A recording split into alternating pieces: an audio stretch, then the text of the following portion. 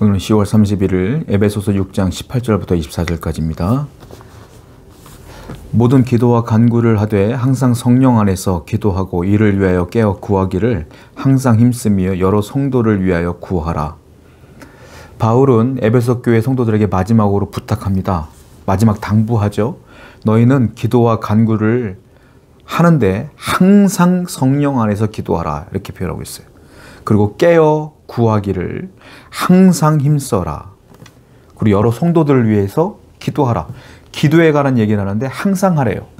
그리고 기도할 때 항상 깨어 있으래요. 여러분, 깨어 있는, 우리가 영적으로 깨어 있는다는 건 무슨 의미냐면 내가 기도한다는 의미입니다.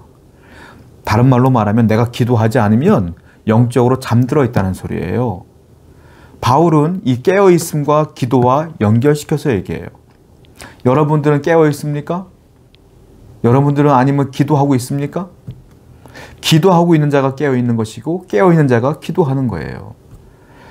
성도들에게 어쩌면 아무 문제 없이, 아무 낙심 없이, 아무 문제 없이 편안하게 살아가는 분들이 있어요. 편안하게 살다 보니까 기도가 나오지도 않고 기도가 되지 않는 경우도 있어요. 어쩌면 그것이 복이 아닐 수 있어요, 여러분. 근데 어떤 분들은 삶이 곤고하기 때문에 매일 기도하지 않고선 살 수 없는 분들이 있어. 어쩌면 그게 복일 수 있는 거예요. 내 영이 늘 기도함으로 깨어있기 때문에 그렇습니다. 바울은 둘 중에 무엇이 복일까요? 라고 묻는다면 바울은 분명히 얘기했을 거예요. 네가 고난이 있어도 깨어 기도할 수 있으면 그게 복이다 라고 바울이 얘기했을 거예요. 왜? 바울은 지금 옥에 갇혀있는 상태거든요. 성도 여러분, 기도하시기 바라요. 깨어있기를 바랍니다. 그것이 여러분들에게 복입니다. 19절. 또 나를 위하여 구할 것은 내게 말씀을 주사 나로 입을 열어 복음의 비밀을 담대히 알리게 하옵소서 할 것이니 이 일을 위하여 내가 쇠사슬에 매인 사신이 된 것은 나로 이 일에 대해 당연히 할 말을 담대하게 하게 하려 하심이라. 바울이 자신에 대한 기도를 또 부탁해요. 에베소 교회 성도들이 나를 위해 기도해다오 라고 말하는데 내게 하나님께서 지혜의 말씀을 주셔서 그 말씀을 담대히 전할 수 있도록 나에게 기도해다오 나를 위해서 이렇게 말하고 있어요. 바울은 지금 옥에 갇혀 있어요. 쇠사슬에 묶여 있대 자기가. 그런데 자기의 안위를 위한 기도 아니에요. 안전을 위한 기도 아니에요. 풀려나기 위한 기도 아니에요. 복음을 담대히 전하기 위한 기도해달라는 거야. 바울은 자신의 안위보다 자신의 안전보다 하나님의 복음을 우선시한 사람이에요. 하나님의 영광을 위해 산 사람이에요. 이게 바울의 모습이에요. 여러분, 성도 여러분, 우리의 삶도 이와 같이 우선순위를 잘 정해야 될 것 같아요. 나의 모습이 먼저 아니라 하나님의 영광이 먼저, 하나님의 복음이 먼저, 하나님의 나라가 먼저. 그리하면 나머지 것들은 하나님이 채우신다는 걸 믿고 살아가는 여러분 되기를 축원드립니다. 21절입니다. 나의 사정 곧 내가 무엇을 하는지 너희에게도 알리려 하노니 사랑을 받은 형제여 주 안에서 진실한 일꾼인 두기고가 모든 일을 너에게 알리리라. 이제 바울은 한 사람을 소개하는데 두기고라고 하는 사람을 소개합니다. 맨 처음에 바울이 복음을 전할 때 능력이 나타날 때는 주위에 사람들이 많았어요. 그런데 바울이 옥에 갇히고 나서 하나둘 바울을 떠납니다.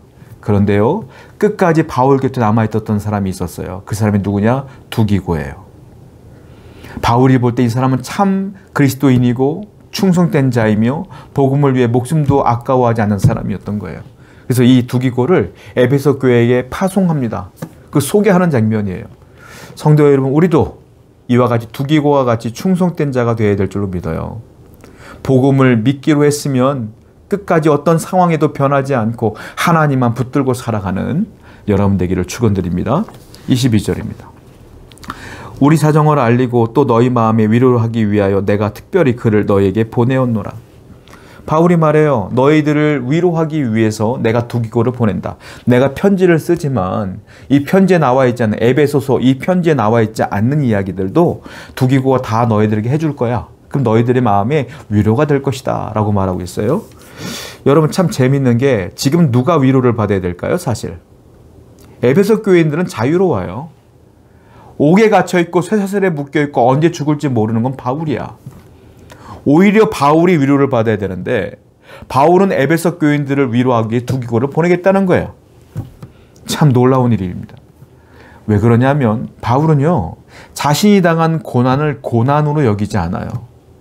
이 고난은 다 이유가 있는 것이고 하나님의 뜻이 있는 것이라고 믿기 때문에 고난으로 여기지 않고 하나님의 섭리로 바라보기 때문에 오히려 힘들어하는, 영적으로 어려워하는 그들을 더 위로하기를 원한다라는 겁니다. 여러분들은 여러분들의 고난을 어떻게 보십니까? 죄로 봅니까? 심판으로 봅니까? 시험으로 봅니까? 바울처럼 하나님의 섭리로 보시기 바라요. 그러면 그것이 고난이 아니라 하나님의 뜻으로 여겨진다. 그러면 절망감이 아니라 오히려 감사함과 기대감과 소망함이 생기지 않을까요? 바울 같은 믿음으로 살아가는 여러분 되기를 축원드립니다. 23절입니다. 아버지 하나님과 주 예수 그리스도께서부터 평안과 믿음을 겸한 사랑이 형제들에게 있을지어다. 우리 주 예수 그리스도를 변함없이 사랑하는 모든 자에게 은혜가 있을지로다. 바울은 마지막 에베소 교회 성도들을 축복합니다. 뭐라고 표현합니까? 평안과 믿음을 겸한 사랑이 너희 형제들에게 있을지로다. 이렇게 표현하고 있어요.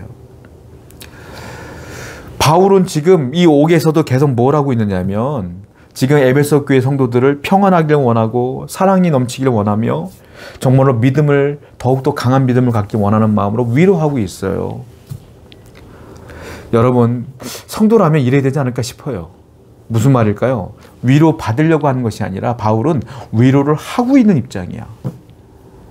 성도는 어렵고 힘든 여러분들, 주위에 있는 사람들에게 위로자가 되는 것이 성도예요. 위로하는 자가 되기를 바랍니다.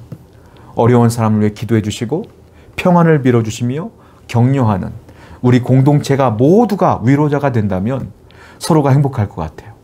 서로가 격려하는 공동체가 되기를 축원드립니다. 기도하겠어요?